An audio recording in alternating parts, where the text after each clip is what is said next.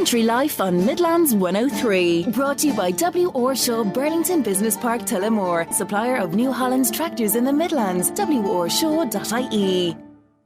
Now, good evening and welcome to Country Life here on Midlands 103. MJ Clery with you until 8 p.m. this evening, bringing you the latest from the Midlands and further afield from the worlds of agriculture, food and agri-business. Thank you all for joining me this evening. It is my first programme back of 2026. I was away last week, thanks to Sinead Hubble for holding the fort, and indeed away for a couple of weeks of Christmas as well. So it's been a few weeks since I was speaking to you all, and delighted to be back here on the airways this evening.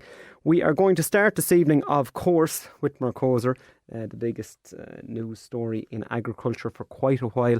More on that in a moment with Pat O'Toole from the Irish Farmers Journal. Also later in the programme, I'm going to be speaking to Westmeath beef farmer and entrepreneur Joe Brady from Loch Oul Organic Farm, where he is selling north of 10,000 burgers a year direct from his organic farm on the shores of Loch Oul. Later, Joe will tell us about the origins of the business and how it has grown over the years. Started small, as with everything, has grown and grown and grown. A great customer base now, and serving the Midlands and beyond. Slurry spreading dates have opened this week. Yesterday, 13th of January, that was for Laois and Offaly. Westmeath is Friday the 16th, and with that in mind, Teagasc are running their Nutrient Management Week for 2026. So what's this about? It's about making the best use of your valuable slurry. Nikki Kennedy from the Grass 10 programme joins me later to give an insight as to what's on offer for the week. Lots of info there available in different formats next week. Agri-Aware have an event tomorrow. It's called Food for Thought, and it will discuss some of the key topics in agriculture at the moment, including obviously Mercosur, nitrates derogation and CAP. Marcus O'Halloran from Agri-Aware will join me later to speak about the event and the individuals who are addressing the conference tomorrow. Also, Offaly ICMSA have an information meeting next Tuesday evening in Burr. Ronan Feehery from County Offaly will join me later to give details on that. Also, text me or WhatsApp me 083 30 10 103. Happy to put anything to our guests this evening. Now we're starting with Mercosur, and we have Pat O'Toole from the Farmers Journal on the line. Pat, many thanks for taking my call this evening. Glad to, MJ. Pat, busy few weeks as a political correspondent in agriculture. Busiest of your career, would you say? The most amount going on over the last few weeks as you've seen in a long time? It always seems to be busy. There's always something, but I suppose having two massive issues coming to a head at the same time in the nitrates derogation and Mercosur, it's quite hectic. At a time of the year where things normally wind down, it cranked up. Yeah, tomorrow's Farmers Journal leads with Mercosur hinges on MEP. So let's rewind back a few days, Pat, and we had the country vote, as the lay person would call it, the member state vote, and Ireland did abstain along with some other countries. Can you just give us your view on that and what way that occurred, and then the next step, if you will? Sure. So in order for the member states to approve the Mercosur deal, it needed a minimum of 55% of the member states with a minimum of 65% of the population of the EU. So that's the bar that was set. And before Christmas, the Commission couldn't get enough member states to force a vote.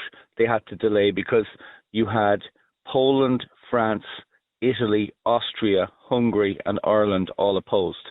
They managed to get Italy to switch, and Italy supported the Mercosur vote last Friday, and that was enough to get it over the line. Ireland opposed. So we, as was written down in the programme for government and pledged during the general election by both Fianna Fáil and Fine Gael, the Irish government did vote against Mercosur in the crunch vote. Not without consequence, I would think, but you've got to remember that these politics are in the round. As Micheál Martin famously said a few weeks ago, there are many, many issues around the EU, not just agriculture, and there are more issues than Mercosur and the nitrates derogation because, of course, this is CAP year, and to be honest, the CAP negotiations will dwarf either Mercosur or the nitrates derogation when they come to a head later in the year. Just back on the member state vote, Pat. Why did Italy switch? What was the reasoning for that? So Italy's opposition never felt as entrenched as Ireland's or France's or Poland's. It seemed more strategic and political. They were looking for concessions. They got some concessions. In relation to Mercosur itself, there were concessions where the trigger of the compensation, the support and solidarity fund has been reduced. It was that there would be a 10% change in price in each year on average for 3 years. And that moved down to 8% and then down to 5%. So that's a significant change. Now, it's still not enough for Irish farmers. They would say that 3 years is too long a lag anyway. And by the time, if we have really bad consequences, by the time that 3 years have elapsed, sugar farming, which is already in decline, could be almost evaporated. So that is probably why Italy went. They also got some concessions on CAP. There's no new money in the CAP reform proposals. So if you remember last year, the Budget Commissioner, Peter Serafin, and Ursula von der Leyen, their colleagues in the EPP, they proposed a 20% cut in CAP funding for the next CAP, which would be from 2028 to 2035. And that's in real terms. So if you were to in like actual euro terms, if you were to index that for inflation, it's a bigger cut again. We've had a static cap fund for a long, long time, so cutting that by 20% is a catastrophic cut. So what they proposed to do was to take a fund which had been set aside for a midterm review and to put that in play at the start. But it's not new money or extra money. It's just money moved forward, I suppose, front-loaded, if you want to use that phrase. That's what Italy got, and that was enough for them to shift their vote. And now we've moved on then to the MEP vote. So the member state vote done, now the MEP vote. How is this going to work, Pat? Do we still have a chance of it being voted against? Well, when we were in Athlone on Sunday at that massive farmer protest, I was one of an estimated 20,000, according to the organisers, and some of the Gardaí I spoke to on the day would have backed up that scale of a turnout in Athlone in the protest organised by Independent Ireland. Independent Ireland's MEP, Kieran Maludi, was strongly of the opinion that it can happen. What's needed is 50% plus one, so there's 720 MEPs from the 27 member states in the Parliament. So they would need 361. Now, Ireland only has 14 MEPs, so you might say we're not going to make that much difference either way. But interestingly, 3 MEPs have reserved their position and seem inclined to vote in favour of Mercosur. And they're all from government parties. Fine Gael's Regina Doherty and Sean Kelly, and the Fianna Fáil's Barry Andrews. So if Ireland can't get its 14 MEPs into the no camp, despite the government's insistence that it is still advocating for a no to Mercosur, it's going to be difficult to get that 361, I think.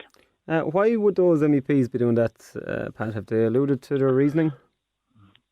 Barry Andrews and Regina Doherty are both MEPs for Dublin, the Dublin constituency, even though Regina Doherty was previously a TD in Meath. So they are, I suppose, looking at the fact that there are gains from the Mercosur trade deal, and that their constituents will gain more than they lose, I presume. And that's the kind of way they're talking about it. There is an independence. There's no whip of MEPs by their political parties. There can be a whip, interestingly, by their European affiliations. So the European People's Party is where Regina Doherty and Sean Kelly and other Fine Gael MEPs sit, and then Barry Andrews is in Renew as part of the ALDE group, alongside Kieran Maluli. But it seems that the EPP, which is run by Ursula von der Leyen, really, she's the most significant member of the EPP and she's the president of the Commission, that it is pushing very hard for its MEPs to vote in favour of Mercosur. You may remember 18 months ago, the EPP effectively imposed a whip on its members to vote in favour of the nature restoration law, and it narrowly passed in the Parliament, something that Irish farmers were opposed to.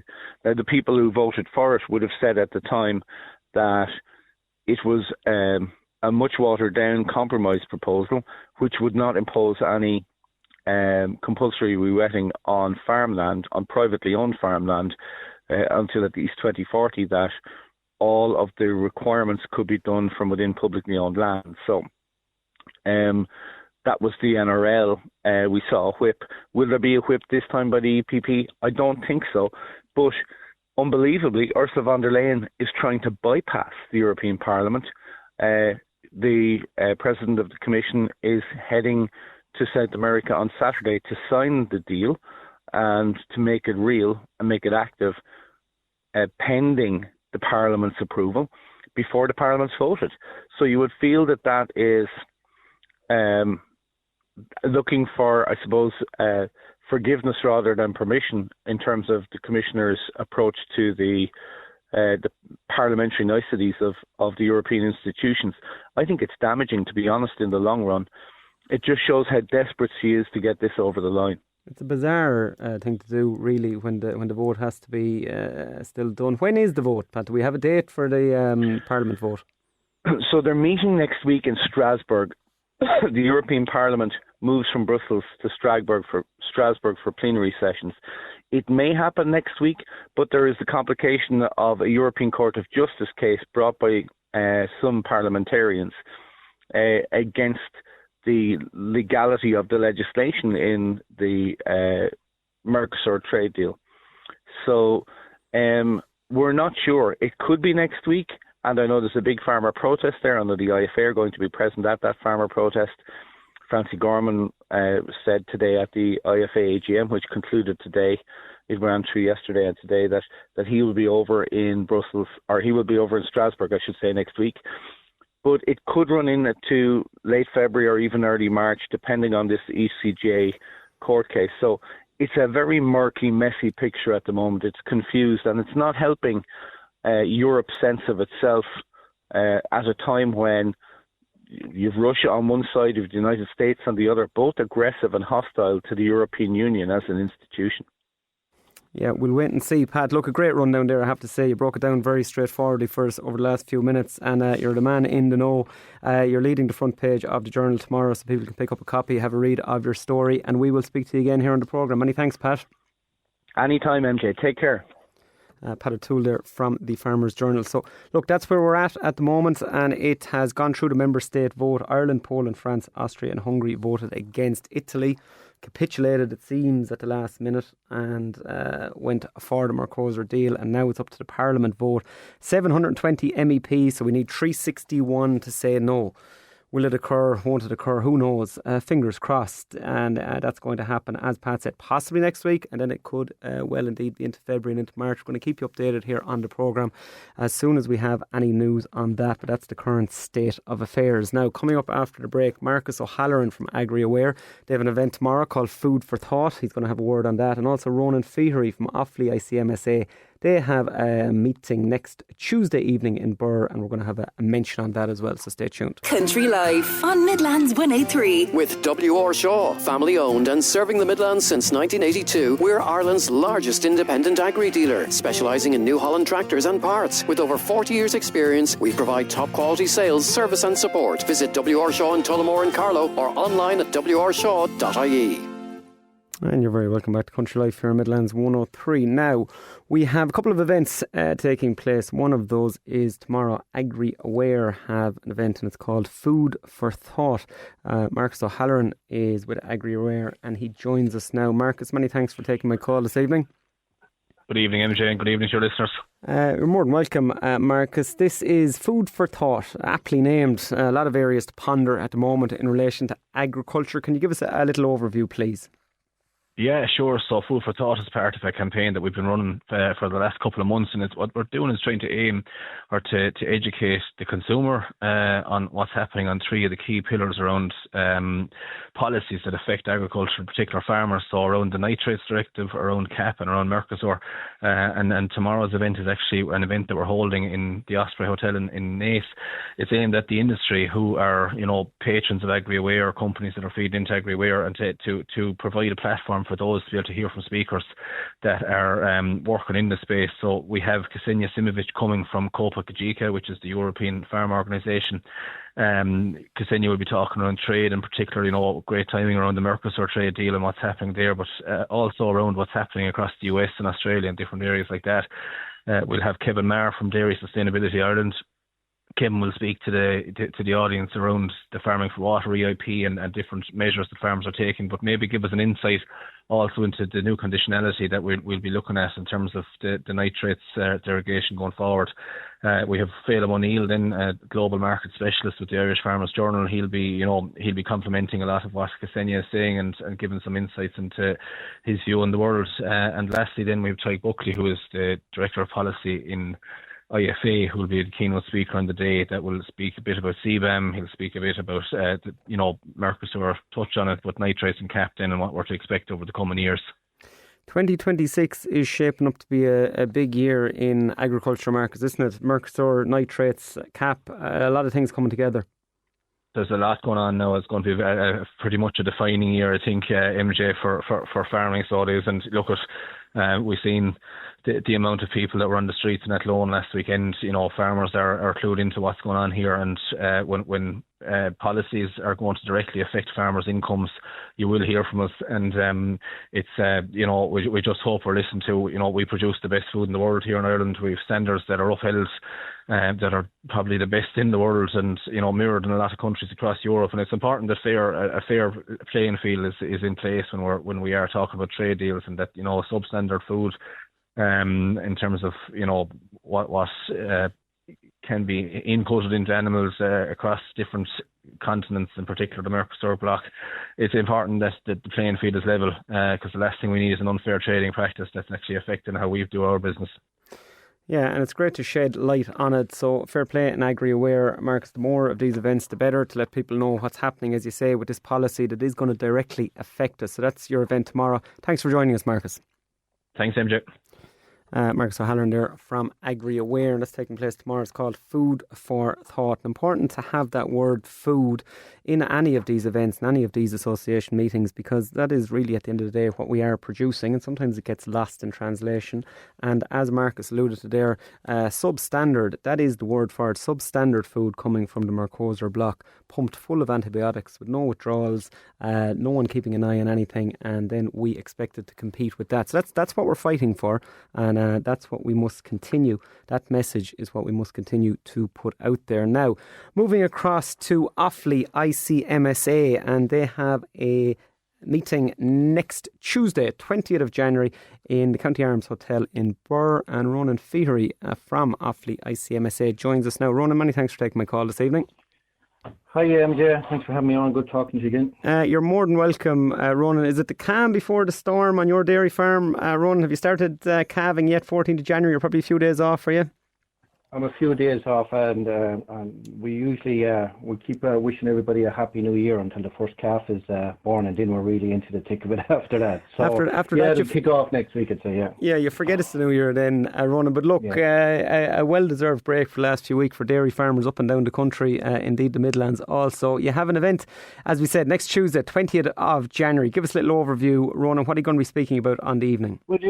We do, thanks MJ. It's County Offaly ICMSA. It's our spring meeting, I suppose, and we have a couple of guest speakers at that. And no more than what Mark has said there, 2026 is going to be a fairly pivotal year for Irish agriculture. And we'll probably have a discussion about Mercosur as well on the night. But our speakers on the night are Seamus O'Rian. He's the Deer Management Unit Coordinator for FRS and for the department there, overseeing the deer management. And we thought we'd bring him in and just give us a rundown on the culling of deers and how it's working and how they're getting on as in the programme, and we're having the meeting in Bor because the deer numbers in Bor are fairly high, and a lot of the TB related issues are over in the Bor area. So that's why we're having it in the County Arms Hotel in Bor. He'll be speaking on that and the to's and fro's of culling deers and how they're getting along with it, and what they hope to achieve. And also we'll have Brian Delaney there, who's the Executive Secretary of the Livestock Committee there for ICMSA. He'll be giving us a market outlook, and we'll be looking at some key policy developments for 2026, and probably going through what way milk is going to, I suppose, start off and finish up in 2026.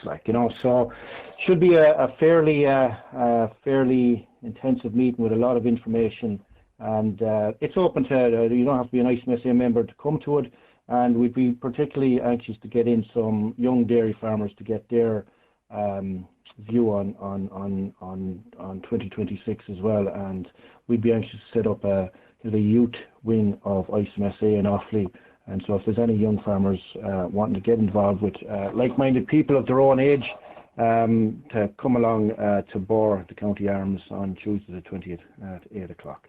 And that's Speaker Brian Delaney there, ICMSA Livestock Committee Market Outlook. That's really the one, Ronan, isn't it? That all dairy farmers are going to be watching now for 2026. Milk prices, after taking a fair beating there on the run up into end of 25, including December again. A couple of emails there. Processors have them back again, and it is one where people are scratching their head a little bit, going, look, they're on a low ebb now. They don't want to go any lower.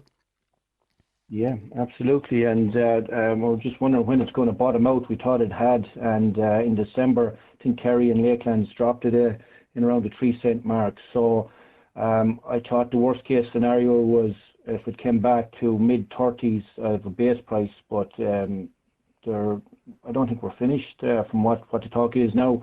We'd be hoping for the best. The last index price was up. Maybe things will change a little bit.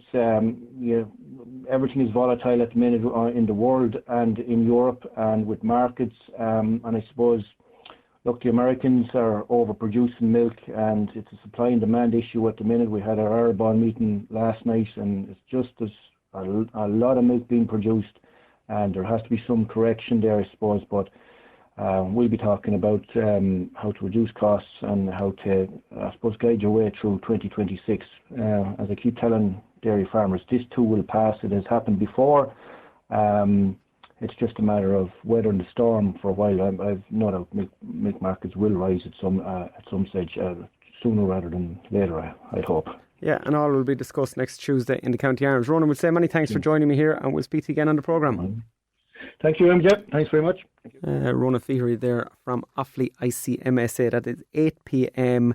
Next Tuesday, 20th of January, County Arms Hotel in Bor. Now, I'm going to head to a break, and after the break, we're going to be talking about slurry and slurry usage, nutrient management usage to be exact, and how you can use your slurry to the utmost and get the most bang for your buck. It is valuable stuff now, slurry, so we don't want to be wasting it. And Nikki Kennedy from Teagasc is going to tell us all about that as part of the Nutrient Management Week taking place next week. Stay tuned. Country Life on Midlands 103. Brought to you by W.R. Shaw, where New Holland isn't just a brand, it's our passion. For over 40 years, we've been Ireland's trusted name for New Holland tractors, parts and farm machinery. Whether you need new, used or ex-hire tractors, we've got you covered. wrshaw.ie. And you're very welcome back to Country Life here in Midlands 103. Now, as I said, nutrient management. That's what we're talking about for the next few moments. We have Nikki Kennedy from Teagasc on the line. Nikki, many thanks for taking my call this evening. Thanks very much for having me. You're more than welcome, Nikki. As we said, Nutrient Management Week. I knew I was going to get tongue-tied saying that, but I've said it a few times now. We're not going too bad. It's taking place next week, and slurry spreading is the talk of the town at the moment, with the windows opening this week. These are the topics we're going to talk about in a moment in relation to slurry spreading. But first, on the whole, Nikki, Nutrient Management Week, what's your grand plan? What's the message you want to get across to farmers here? Yeah, thanks. Nutrient Management Week, it's about, I suppose, getting the most out of our nutrients, and it's timely, as you say. Slurry open there for parts of the country, parts still not open, but in this area it is. And as we look forward to putting out fertilisers that's opening in a couple of weeks. So just making sure we get the most out of it and kind of lose the less, both financially and in terms of our environmental standards. Yeah, if we look down through the topics that are covered then during the week. Now, it's important to let people know that these are happening online via podcast, video, social media formats and different areas such as that. But there's going to be lots of info over the course of the week. One of the topics, I'm just looking through them, how to maximise slurry storage in spring. That's with farmer Michael Carroll. Look, slurry storage, and now with the nitrates being brought on to us with extra storage as well, it's really topical, Nikki. Yeah, I guess there's new regulations coming in around slurry storage and the slurry storage requirements, which I suppose is probably not a surprise for a lot of farmers. A lot of farmers get to opening day and the tanks are full and they've no choice but to spread. And I guess with these new requirements coming in, it's going to allow people that bit of wiggle room and maybe to use the slurry when it's actually needed and when it can be used best rather than just because the tank needs to be emptied. Yeah, another interesting angle you're going to be covering is use of technology such as GPS and early fertiliser to maximise grass growth. Again, we're seeing technology taking over in all areas of agriculture now. There's apps for literally everything and every area of agriculture, but nutrient management is no different. Yep, absolutely. I'd say some people would be surprised if you went into a contractor's tractor, they could have 4 or 5 screens there, all for their different implements. But yeah, I suppose particularly at this time of year, the spring nitrogen is a really important piece to kick off that grass. We're seeing a higher and higher requirement for grass in spring, just with tighter calvings and earlier calvings in a lot of places. But with that, it's sort of a tricky time to apply, maybe not the highest growth rates yet, so we have to be careful not to put out too much. We probably have more surface water than kind of in the summer, so really making sure we put the nutrients out there because they do have a massive benefit, but making sure we're not putting them where they can be detrimental or in what farmers hate, just a waste of money. Yeah, well, that is the key to all of this. Obviously, we want to be cognizant of what we're doing. We really don't want to waste money, obviously, as well. It's the name of the game, especially with milk prices on the wrong side at the moment. Another area is fertiliser timing, rates and optimising soil fertility. John Martin is going to be speaking about that. But look, I suppose farmers are going to say, look, we've heard this many times. We know we need to soil sample. We know we need to put certain fertilisers in certain areas. But look, P's and K's are getting harder and harder to spread now, given soil sample results. Farmers are maybe a little bit confused about that and trying to find what they can spread in what areas. A little bit more transparency in this area is what farmers would like, and maybe tuning into that will give them a bit more information. Yeah, exactly. A lot of farmers do know what they need to do, and it's all well and good knowing that, but how to put it into practice, especially around this the new sort of P allowances, our phosphorus allowances, it's not quite so straightforward, and slurry is taken into account. And if you're going out and putting slurry where it's not needed, you're really losing out on where you could get a huge benefit from it. Yeah, and one other area you're going to be looking at, this is an interesting one, it's a physical one on the ground, which farmers probably don't think about as much as they should, but getting your fertiliser spreader ready for 2026. You have John Corbett from Grassland Agro is going to talk about that. It's a simple one, but it's a machine that needs a service as well, and probably one that is left to the side and maybe doesn't even get any grease on a given year. It's just expected to work. Yep, I'd say there's a few people guilty of that, and they go out and the day they want to spread because conditions are right and things just aren't working, or maybe they don't know they're not working and they're spreading it fairly mishapenly, and they're not really getting the effect they need, or they're throwing it not far enough and they're seeing stripes, or their headland management's not working, so they're throwing things into ditches that they really shouldn't be. So it's like anything, just making sure in a timely manner. We've a few weeks now before the fertiliser season opens, and if we can do a wee MOT on that, it might save ourselves some hassle and make the whole thing a lot easier. Make life easier for ourselves in the future. Nikki, we're going to say many thanks for joining me here. Rundown there on your Nutrient Management Week 2026, which is available online. It's on your at Chagasgrass10 Instagram, on X, at Pasturebase, and also Grass10 TV on YouTube. Many thanks, Nikki. Thanks very much. Nikki Kennedy there from Chagas. And as we said, available on those platforms next week. Keep an eye on the Chagas Instagram and you'll be able to log on and see what is available. Now, our news reporter Caoimhe Killeen earlier today, she spoke to John Tobin from Board Bia about their results, which were launched last week, about our export figures for 2025. So let's hear about those for a moment. Export performance for 2025 as a milestone performance. It was delivered amid one of the most volatile trading environments in recent years, shaped by geopolitical uncertainty and persistent inflation as well.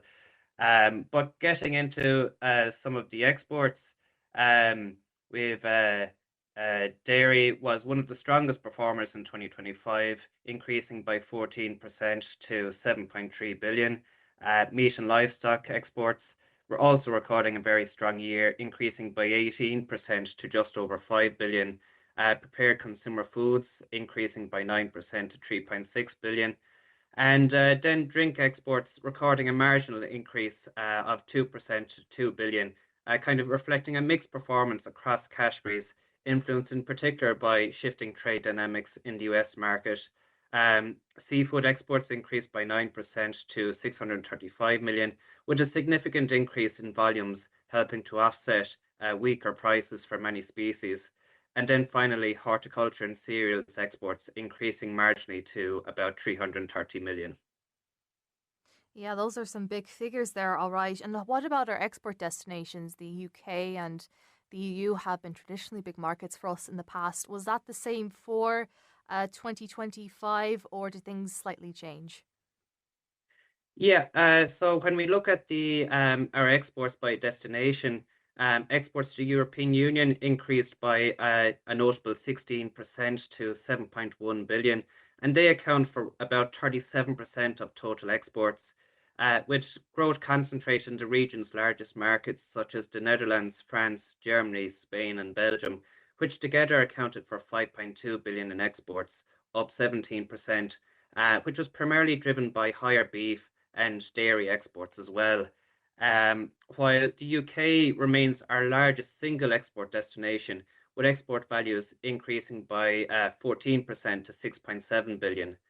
And looking at the UK market, beef, dairy and prepared consumer foods were the main contributors to growth, although inflation continued to affect consumer affordability, particularly for beef, while competition from Southern Hemisphere suppliers increased following recent UK trade agreements.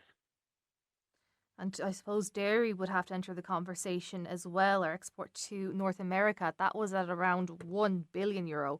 So that kind of just shows that customers over there have a strong awareness of just of how good our grass-fed dairy products are as well. And, you know, brands like Kerrygold operating in the US as well. But obviously, US tariffs, are they affecting our exports kind of coming in here? Or what's the story? Is that having any impact on the dairy sector at all? Well, yeah, you've highlighted dairy exports. They had a really good year, and that was supported by higher pricing, but also favourable grass growing conditions throughout the year as well. And what was interesting as part of this report is we also survey CEOs of major food and drink companies. And what was interesting here was confidence in the Americas actually recorded an improvement in confidence over the past year, which was a notable outcome given the trading environment kind of shaped by tariffs and also cautious consumer sentiment in the US. But yes, dairy exports to North America are a very important part of the exports for the dairy sector. And another sector as well is, of course, alcohol, more specifically whiskey. I know that it's currently at €930 million, which is quite good. It's a strong figure, but it actually went down by about 5% in comparison to 2024. So I suppose, what's the reason for such a decline? Overall, whiskey accounts for about 45% of total drink exports. And I suppose a little bit of it was a more challenging trading environment in the US. Kind of that tariff uncertainty was definitely a factor for the drink sector in 2025. And also kind of that cautious consumer sentiment was also a factor as well, which affected that sector. Many thanks there to our reporter Caoimhe Killeen, who spoke to John Tobin from Board Bia earlier. So those results were published last week. Didn't have a chance to go through them because I wasn't here on the programme last week, but it's a survey I look at every year. It basically adds up all our exports and sees what the final figure is. Last year was a record, 2025, 19 billion. And we went down through the figures there. A couple of interesting ones, I think, is that the UK takes 35% of all of our total exports, just over 1 in 3, which is it's a huge number. We're so lucky to have such a huge market on our shores. And then Europe, North Europe, really, France, Netherlands, Germany takes 37. So over 70% of all our exports go to the UK and to Europe. And that figure, that very strong figure of 1 billion of dairy products going to North America, showing how strong that Kerrygold brand is, especially in North America, where that's about, 19 billion, over 5-6% of exports going to that market. Really interesting. That's available online. You can pop on to Board Bia's website and you can look down through it. You can see exactly where everything goes, what country, how much they take. It's called the Export Performance and Prospects Report 2025, and it makes for some very interesting reading. But a strong year given inflation where it was at, and will we be able to do the same in 26? Who knows, with the amount of volatility there is in the world at the moment. Now, coming up after the break, we're going to go closer to home. We're going to talk to Joe Brady, a man from County Westmeath who is selling beef direct from his organic farm, and he's going from strength to strength. We're going to talk to him in just a moment. Stay tuned. Country Life on Midlands 103. With W.R. Shaw. Looking for the best in farm machinery? We've been supplying top quality New Holland tractors and parts and providing service since 1982. Our expert team is here to keep your farm running smoothly, with branches in Tullamore and Carlow. Visit wrshaw.ie today. And you're very welcome back to Country Life here on Midlands 103. Now, as I said before the break, we're going closer to home here. We're speaking to Joe Brady from County Westmeath about his beef farm, where he's selling beef direct to customers from the farm gate. Joe, many thanks for taking my call this evening. No problem, MJ. No problem. Joe, lovely write-up in the Farming Independent yesterday. I was aware of you before. I'd come across you on Instagram and a few different things, but I saw this write-up yesterday. I said I must make contact with you. 2-page spread here in the Farming Indo. 1, 2, 3, 4, 5 lovely pictures, all about your farm and your operations. But for people who didn't read the article, can you tell us a little bit about yourself? Set the scene, Joe, your farm and how you got into this business. Okay, well, we started off, I was had a small farm, land commission size farm, and I was working in a job. I went organic, and I'm interested in eating good food and cooking good food. So we opened a little farm shop and tried to get in on selling beef, that kind of thing. And by the time we had that figured out, I realised for the amount I was selling, I wasn't getting enough of a margin in it. So cooking came on then. We developed into cooking a kind of a gourmet burger business. We were organic at this stage as well, of course, and it took off slow enough, I suppose. A couple of years to get it up and running, to figure out what to be doing and what not to be doing, and developing the product. Like, you can go with a product there and you may love it, but the rest of the people may not love it. So you have to find out what the most common demographic is for what people want and something like that, whether it's the bun, whether it's the condiments, whether it's the contents of the whole thing, how it comes to them. And that's what we do now. So we run a small herd of short-horn cows, a couple of Drimmins, run an Angus bull with them. We've got a guy with an abattoir to slaughter the cattle, break them down. We go up, we make the burgers there. Well, I go up and make the burgers there, pack them, label them for the HSE spec, and we probably do 10 months of the year, every weekend, 2 days a weekend at markets or at shows or at fairs. And we do a bit of corporate work as well then during the week. So that's really how my operation runs.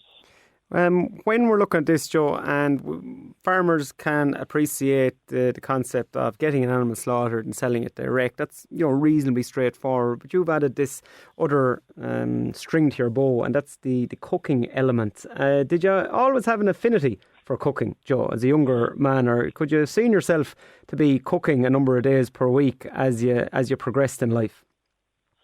I couldn't imagine it at all. And actually, it happened by accident, because what I was doing was we were selling the beef. And I went to a show in Belvedere outside Mullingar. It's a kind of an old, it's an old house. They used to have a self-sufficiency fair there every year.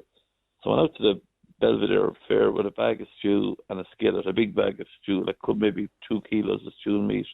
There was guys there with potatoes, carrots, leeks, onions, and I had a skillet with me. We got timber out of the ditch, lit a fire under the skillet, done a stew there. I had cups and spoons, and I was giving it to people for free. And just so they could taste the meat, so they'd buy the beef. We might have had a freezer there with us with meat. And I figured, I realised then that this is what people want. They want to taste it, And to bring that to the next level, doing stews the whole time, it takes a long time to cook them, and the quickest thing to do was a burger. And I went round to I'd seen at shows, everyone's burgers. You're going to these generic burger places, and God knows what you're getting. You're paying a fortune for them, and the meat is crap, and the bone is bad, and this and that. So I said, right, well, let's develop a burger, and that's how it began. And I hadn't planned on doing it. I was just doing it to promote the product. But it took on a life of its own then, and it's what I do really now the whole time. I see a nice angle here in the story as well. We feature Mullingar Agri Show every year here in the programme, and glad to support a local show that goes from strength to strength each year. But it's one of your very good business days of the year. You're a local man, a Mullingar man, and you get to go to the show on the day and sell your wares. It must be a great thrill to that. Yeah, well, I've been going to that show all my life. My parents would have always went to it. My mother would have had breads and jams and would do all the competitions and that. And it's a really nice day. It's a really nice boutique show as such. It hasn't gone massive, mega corporate show day out.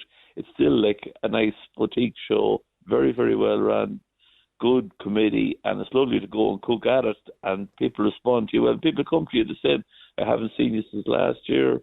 We'll have another burger there, Joe, or whatever, and that's the way it works. It's just a really nice local thing, and I appreciate it. I really do appreciate it as a show and the people that run it, as a committee. Yeah, well, you're talking about things that haven't gone too corporate, Joe. I think you're a great indictment. Yeah, you're a great indictment of yourself for someone who is making a living out of not the largest holding in the world. Instead of a land commission size farm, you have your organic cattle, and here you are putting in lots of man hours. Now, it has to be said, this doesn't come easy, and you're on the road and you're travelling up and down to Dublin and these corporate events and shows and fairs and whatnot, but yet self-employed, your own boss, and you are making a living. You're making enough money here to sustain yourself. It's to be applauded. It's very good, Joe, I have to say.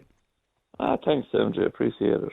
And it shows that people, if they do think a little bit maybe outside the box on their holding, that you don't always have to be a price taker. I see here Joe Brady, he doesn't like marts and he doesn't like factories. That's the start of the article.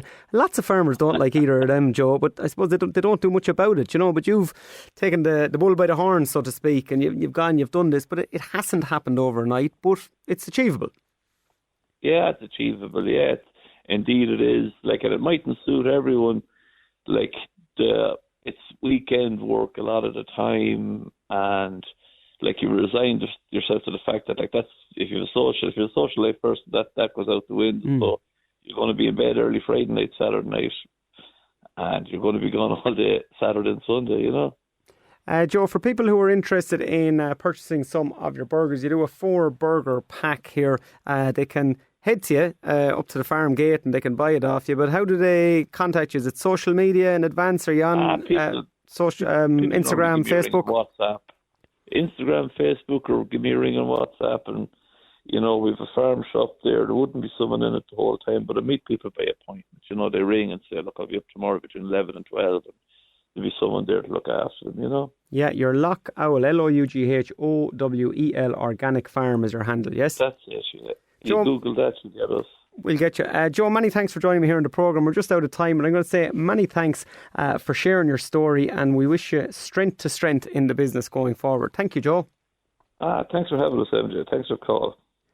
Joe Brady there. It's Loch Owl Organic Farm, and a testament to what you can do on a smaller holding with lots of hard work, blood, sweat and tears. As Joe said, it doesn't come easy, but can be done. And always great to see somebody who looks at things a little bit differently and goes and tries it. And if you stick at it and persevere, and if you have a good product, which Joe undoubtedly has, that is the big one with organic beef. And with a good beef burger. As Joe said, if you're ever at events, like at a ploughing match, I always say to myself, almost impossible to get a decent burger at the likes of those big events. Poor quality meat, poor quality burgers. Yet if you can get one of these bespoke gourmet burgers, it's beautiful and will fill you for the day. So well done to Joe there, Loch Owl Organic Farm, and you can get him on Instagram or any of the social media sites if you're looking for him. Thanks to everybody this evening who joined me. Joe just there, Nicky Kennedy from Teagasc Grass 10. We had Ronan Feehery, Offaly ICMSA. We also had Marcus O'Halloran there from Agri Aware. And Pat O'Toole gave us a great rundown of Mercoser at the start of the hour. Shows repeated Sunday morning, 7 a.m. through to 8 a.m. I'll be back with you next week as always. And you can get us wherever you get your podcasts. If you type in MJ space Clery, we will pop up. You can listen at your leisure. I'll be back with you in a week's time. Joe Cooney's up next with Country Roads. We'll say good night and we'll speak to you in a week.